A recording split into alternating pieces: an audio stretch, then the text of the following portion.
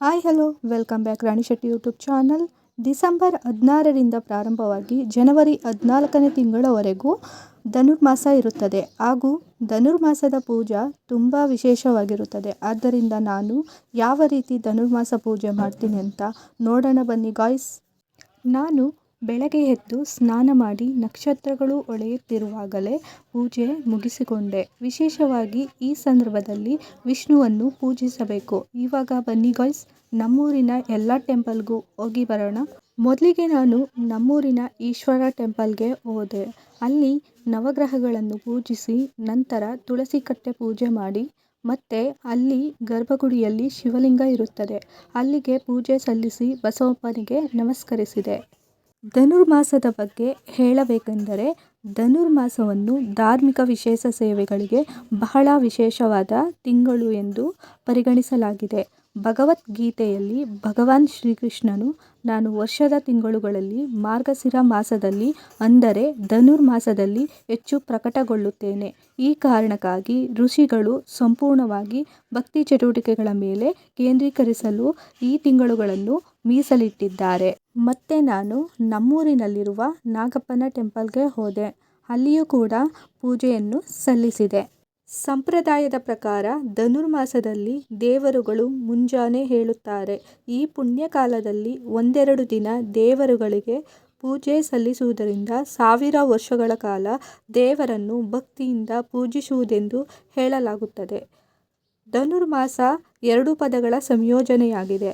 ಧನು ಎಂದರೆ ಸೂರ್ಯ ರಾಶಿ, ಮಾಸ ಎಂದರೆ ತಿಂಗಳು. ಸೂರ್ಯನು ಧನುರ್ ರಾಶಿಯನ್ನು ಪ್ರವೇಶಿಸುವ ಮತ್ತು ಅವನೊಂದಿಗೆ ಇರುವ ಮಾಸವನ್ನು ಧನುರ್ಮಾಸ ಎನ್ನಲಾಗುತ್ತದೆ. ಧನುರ್ಮಾಸ ಕಾಲ ಎಂದರೆ ಬ್ರಾಹ್ಮಿ ಮುಹೂರ್ತ ಎಂದರ್ಥ. ಅಂದರೆ ದೇವರುಗಳು ಹೇಳುವ ಸಮಯ. ಅಂದರೆ ಈ ಬ್ರಾಹ್ಮಿ ಮುಹೂರ್ತದಲ್ಲಿ ಯಾರು ಎದ್ದು ಸ್ನಾನ ಮಾಡಿ ಭಗವಂತನಿಗೆ ಪೂಜಿಸಿ ಉಗ್ಗಿಯನ್ನು ಧನುರ್ಗಣಪನಿಗೆ ಅರ್ಪಿಸುತ್ತಾರೋ ಅವರವರ ಇಷ್ಟಗಳು ಅಕ್ಷಯವಾಗಿ ನೆರವೇರುತ್ತದೆ ಎನ್ನಲಾಗುತ್ತದೆ. ನೋಡಿ, ಇವಾಗ ನಾನು ಅರಳಿಕಟ್ಟೆಯಲ್ಲಿರುವ ನಾಗಪ್ಪನ ಪೂಜೆ ಮಾಡುತ್ತಿದ್ದೇನೆ. ಆಮೇಲೆ ಅರಳಿಕಟ್ಟೆಯ ಸುತ್ತ 5 ಸುತ್ತು ಹಾಕುತ್ತಿದ್ದೇನೆ. ನಂತರ ನಮ್ಮ ಊರಿನಲ್ಲಿರುವ ಮಹದೇಶ್ವರರ ಟೆಂಪಲ್ಗೆ ಹೊರಟೆವು. ಮಹದೇಶ್ವರರು ಕೇಳಿದ ವರವನ್ನು ನೀಡುವ ಕರುಣಾಮಯಿ. ನಾನು ತುಂಬ ಭಕ್ತಿಯಿಂದ ನಂಬುವ ದೇವರು. ಈ ಟೆಂಪಲ್ಗೆ ಯಾವಾಗ ಬಂದರೂ ನನ್ನ ಮನಸ್ಸಿಗೆ ಖುಷಿ ಅನ್ನಿಸ್ತದೆ. ನನ್ನ ಕಷ್ಟಗಳನ್ನೆಲ್ಲ ಮಹದೇಶ್ವರರ ಹತ್ತಿರ ಹೇಳಿಕೊಂಡರೆ ತೀರುತ್ತದೆ ಎಂದು ನಂಬಿದ್ದೀನಿ. ಪ್ರತಿ ತಿಂಗಳು ನಮ್ಮೂರಿನ ಈ ಟೆಂಪಲ್ಗೆ ನಾನು ಬರ್ತಾ ಇರ್ತೀನಿ.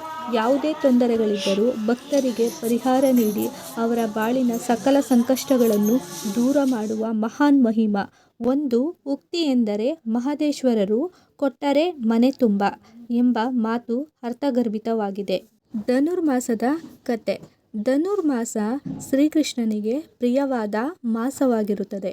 ಏಕೆಂದರೆ ಕೃಷ್ಣ ತಿರುಮಲದಲ್ಲಿ ನೆಲೆಸಿರುವ ಶ್ರೀನಿವಾಸ ವೆಂಕಟೇಶನ ರೂಪದಲ್ಲಿ ಭೂಲೋಕದಲ್ಲಿ ನೆಲೆಸಿದಾಗ ಭೂದೇವಿ ಆಂಡಾಳ ಸಾಮಾನ್ಯ ಹುಡುಗಿಯಾಗಿ ಪ್ರತಿದಿನ ತನ್ನ ಪ್ರೀತಿಯ ವೆಂಕಟೇಶನಿಗಾಗಿ ಹೂಮಾಲೆ ಮಾಡಿ ಆ ಹೂಮಾಲೆಯನ್ನು ಮೊದಲು ತಾನು ಧರಿಸಿಕೊಂಡು ಅದು ಚೆನ್ನಾಗಿ ಕಾಣಿಸುತ್ತದೆ ಎಂದ ಮೇಲೆ ವೆಂಕಟೇಶನ ಕೊರಳಿಗೆ ಹಾಕುತ್ತಿದ್ದರು.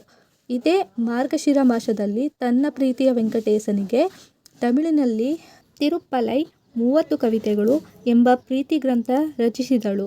ಇವತ್ತಿಗೂ ಶ್ರೀ ವೈಷ್ಣವರು ವೆಂಕಟೇಶನಿಗೆ ಪ್ರಿಯವಾದುದು ಎಂದು ಪಠಿಸುತ್ತಾರೆ. ಈಗಲೂ ಈ ಮಂತ್ರವನ್ನು ಪಠಿಸಿಯೇ ದೇವರು ಹೇಳಿಸುವುದು ಹಾಗೂ ಮಲಗಿಸುವುದು. ನಾನು ಶ್ರೀ ಗಣಪನ ಪೂಜೆ ಮುಗಿಸಿಕೊಂಡು ಕೆಸ್ತೂರು ಮಾರಮ್ಮನ ಗುಡಿಗೆ ಬಂದು ದೇವರಿಗೆ ನಮಸ್ಕರಿಸಿ ವಿಷ್ಣು ದೇವಾಲಯವನ್ನು ತಲುಪಿದೆ. ನಂತರ ನಮ್ಮ ಊರಿನ ಸಪ್ತಮಾತೃಕೆ ದೇವಸ್ಥಾನ ಅಂದರೆ 7 ಮಾರಮ್ಮನ ಟೆಂಪಲ್, ಅಲ್ಲಿಯೂ ಕೂಡ ಪೂಜೆ ಮುಗಿಸಿದೆ. ಧನುರ್ಮಾಸದಲ್ಲಿ ಶ್ರೀನಿವಾಸ ಭೂದೇವಿ ಆಂಡಾಳನ್ನು ಮೆಚ್ಚಿ ಮದುವೆಯಾದ. ಹಾಗಾಗಿ ಇದು ದೇವರಿಗೆ ಪ್ರಿಯವಾದ ಮಾಸ. ಆದ್ದರಿಂದ ಅವಿವಾಹಿತರು ಈ ಧನುರ್ಮಾಸದ ಪೂಜೆಯನ್ನು ಮಾಡುವುದರಿಂದ ಉತ್ತಮ ಪತಿಯನ್ನು ಪಡೆಯುತ್ತಾರೆ. ನಂತರ ಚೌಡೇಶ್ವರಿ ಟೆಂಪಲ್ನಲ್ಲಿ ಪೂಜೆ ಮುಗಿಸಿ ಪ್ರಸಾದ ಸ್ವೀಕರಿಸಿ ಕೊನೆಗೆ ನಮ್ಮ ಮನೆ ದೇವರು ಸಿದ್ದಪ್ಪಾಜಿಗೆ ನಮಸ್ಕರಿಸಿ ಭಕ್ತಿಯಿಂದ ಪೂಜೆ ಮಾಡಿದೆ. ನೋಡಿದ್ರಲ್ಲ, ನಾನು ನಮ್ಮೂರಿನ ಎಲ್ಲ ದೇವಸ್ಥಾನಕ್ಕೂ ಹೋಗಿ ಪೂಜೆ ಮುಗಿಸಿ ಪ್ರಸಾದ ಸ್ವೀಕರಿಸಿ ಮನೆಗೆ ಹೊರಟೆವು. ನಿಮಗೆ ನನ್ನ ವಿಡಿಯೋ ಇಷ್ಟ ಆಗಿದ್ದರೆ ಲೈಕ್ ಮಾಡಿ, ಶೇರ್ ಮಾಡಿ, ಕಮೆಂಟ್ ಮಾಡಿ, ಹಾಗೆಯೇ ಸಬ್ಸ್ಕ್ರೈಬ್ ಮಾಡಿ ಮತ್ತು ಪಕ್ಕದಲ್ಲಿರೋ ಬೆಲ್ ಐಕಾನ್ ಕ್ಲಿಕ್ ಮಾಡಿ. Thank you for watching.